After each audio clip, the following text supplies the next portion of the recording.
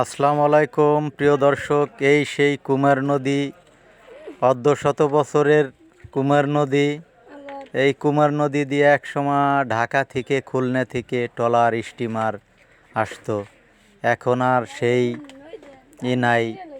সড়ক পথে অনেকটা মালামাল বহন করে যানবাহনে, যার কারণে এই নদী দিয়ে এখন আর কোনো লোকজনও চলাফেরা করে না। অনেক ট্রলার চলতো এক সময়, সে ট্রলারও নেই, আর নদীও চেপে গেছে।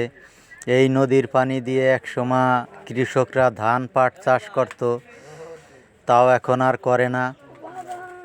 নদী প্রায় শেষের পথে, নদী অনেক চেপে গেছে। নদীতে ওইভাবে আর মানুষ কাজবাজও করে না।